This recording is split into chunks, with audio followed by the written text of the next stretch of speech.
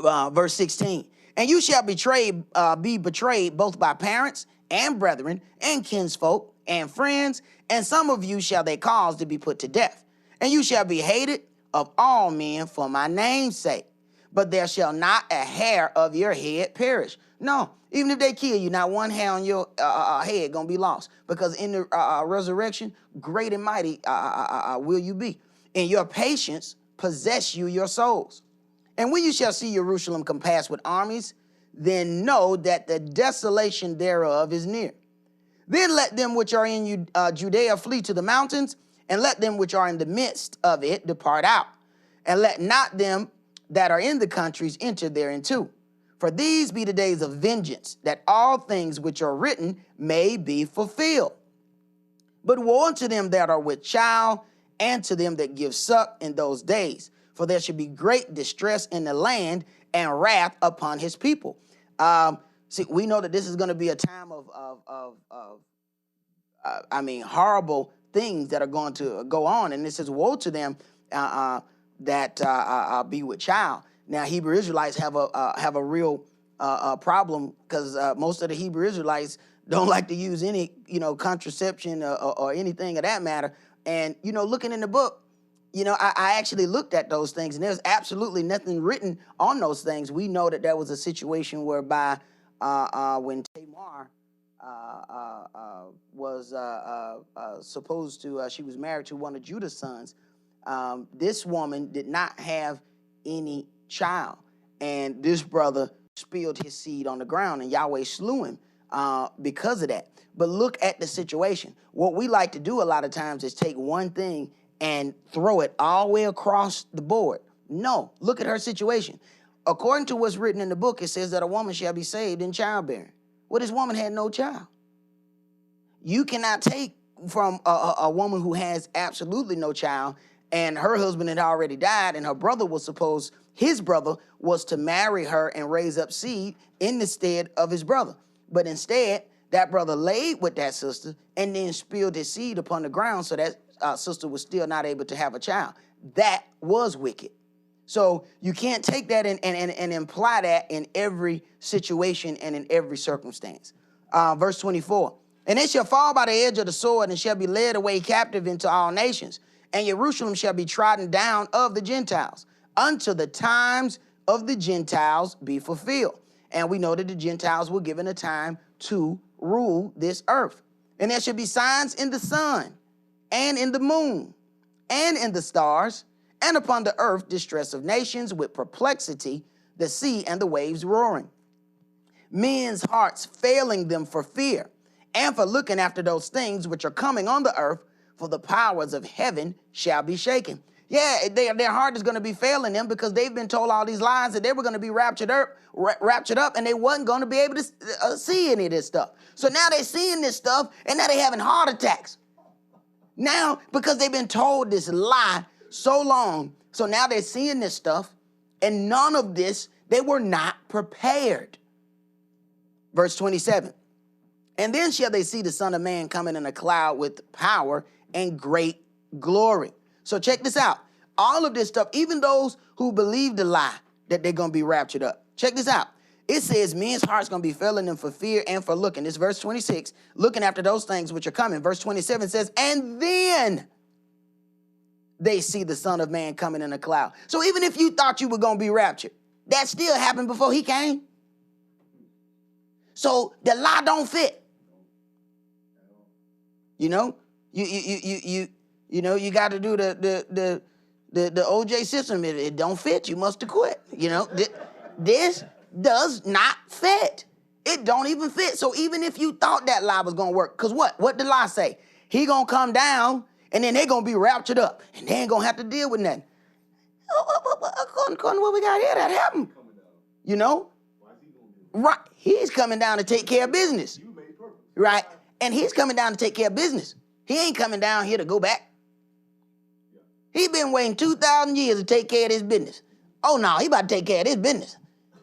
That's what he came down here for. You thought you was going to come and just... No. He coming down here for war. He coming down here for war. You don't... And man, If you're going to be near some angels warring, you done well better have the spirit. You better believe that. So this is not exactly the place to be. And that white linen, that's warrior garment, brother. He got on war clothes when he come. White linen clean, but it shall be stained in blood. Verse 28. And when these things begin to come to pass, then look up and lift up your head, for your redemption draws near. And he spake to them in a parable. Behold, the fig tree and all the trees. When they now shoot forth, you see and know of your own selves that summer is now near at hand. So likewise, you, when you see these things come to pass, know you that the kingdom of Elohim is near at hand. Yes, I say unto you, this generation shall not pass away till all be fulfilled. Heaven and earth shall pass away, but my words shall not pass away. Now, if they saying they going to heaven, what heaven they going to? Yeah, heaven and earth passing away. Where you gonna be? It's war being fought in heaven. So where you going? Go ahead, brother. No, just to go back on the that whole being raptured up.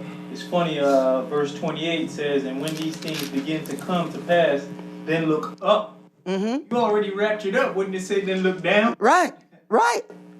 So it's telling you to look up. Good point, bro. Good point. That was verse 28. That's a very good point, bro. It says, look up. Yeah, where you gonna be looking up to if you already floating up? See, it's another thing that's a whole nother finger that didn't fit in that glove now. See, this glove ain't fitting now. This glove ain't fitting. Something ain't working. You know, but see, man doesn't go through. Man is too busy shouting and dancing to actually read what's going on. Man, there are some really good-hearted, loving people who love the Creator, who are sitting in these places, but they just believe this wolf that's in sheep clothing. They are really good-hearted people. They are really, matter of fact, some of them have treated me better than any Hebrew Israelite. Some of the most horrific thing that have ever happened to me from a dude with a beard with a kufi. And some of the very people who are sitting up in some of those other places not knowing what it is they're doing, they have some of the biggest hearts, around. But they're not worshiping in truth and in righteousness. And you want to appeal to those people, but the issue is society has told them that they have to look a certain way. Now, we look at all of the pictures of what they have, Jesus, and you've not seen one picture of him without a beard. White or black. But the first time you show up with a beard, they get threatened. Why? How is it you say you love this Messiah, right? And I'm looking at a picture on your wall and he got a beard. But every last one of your preachers have the cleanest face, look like a baby's bottom. Every last one. Now he's supposed to be your example. So why are you frightened by brothers with beards? Yet you got a picture of a man on your wall that you claim is your Messiah. And I've never seen a picture of him without a beard. See, black churches are owned by white preachers. This is what people are not really understanding. You know, it's like that whole BET. We love it, BET. BET owned by white people. You understand? So get that through your thick head. That's WET. That's wet. That's white entertainment channel. Okay? That's what that is. All right? Now, you can let the name fool you if you want to. The white people are deciding, this is what I want the little niggers to do this week. I want them to dance. I want to pop, lock, and drop it. That's what I want them to do. So I want you to put pop, lock, and drop it on 56 times today. All right? You can play that other little Black and I'm Proud. Play that one time. But pop, lock, and drop it. Play that 56 times today. Right? This is how they control us. All right? Verse 34. And take heed to yourselves, lest at any time your hearts be overcharged with surfeiting and drunkenness and cares of this life, so that the day come upon you unawares. For as a snare shall it come on all them that dwell on the face of the whole earth. Watch you therefore and pray always, that you may be accounted worthy to escape all these things that shall come to pass, and to stand before the Son of Man. And in the day he was teaching in the temple, and at night he went out and abode in a mount that is called the Mount of Olives. And all the people came early in the morning to him in the temple to hear him. Now we're going to go to Exodus chapter 20, verses 8 through 11. And it says, in that day, his feet shall stand on the Mount of Olives. Remember now, when they was, after they had done seen the Messiah after the resurrection, they seen two men walking in shiny apparel. And they said, you know, why stand you men gazing up into heaven? That same Yahshua, which you have seen, in the same way you seen him leave, that is the same way that he shall return. And that was on the Mount of Olives. So there is definitely foundation to what Yahweh does. But because man does not understand that foundation, we have a tendency to just shy away from it. Exodus chapter 20, verses 8 through 11. Now, it says, remember the Sabbath to keep it holy. 6 days shall you labor and do all your work. But the seventh day is the Sabbath of Yahweh your Elohim. In it you shall not do any work. You, nor your son, nor your daughter, your manservant, nor your maidservant, nor your cattle, nor your stranger that is within your gates. For in 6 days Yahweh made heaven and earth, the sea, and all that in them is, and rested the seventh day.